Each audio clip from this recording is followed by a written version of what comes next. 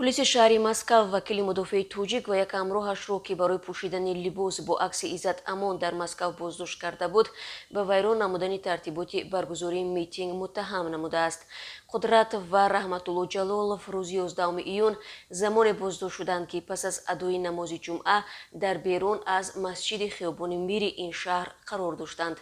پس از چند ساعت بازداشت کارمندان پلیس نویه میشنسکی آنها را آزاد کرده ولی پروندهشان را بر اساس کودکس حقوق ویرانکنی ماموری یعنی ویران نمودن ترتیبات برگزاری میتینگ به دادگاه همین نویه مسکو فرستاده است. این بند قانون از 10 تا 20 هزار روبل جریمه یا 40 ساعت کاری مجبوری را پیش بینی میکند. قدرتوف گفت در شعبه کارهای داخلی نویه میشنسکی یادرس کردند که بعد از صادر شدن قرار ما را در جریان میگذارند. روز پنجشنبه در متروی سوخاریوفسکایا لباسی را با عکس عزت امان میفروختند. همراه یک نفر دیگر دودان خریدیم. این را در بیانات خود در شعبه کارهای داخلی نیز ذکر کردیم افزود او.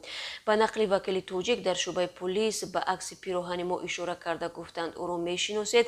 گفتیم یک حامی حقوق مهاجران بود. گفتند او را برای کدام عملش به تاجیکستان استرداد کردند. عزت امان حامی حقوق شناخته و رئیس مرکز تاجیکان فعلا در بازداشتگاه موقتی وزارت عدلیه تاجیکستان در دوشنبه نگهداری می شود.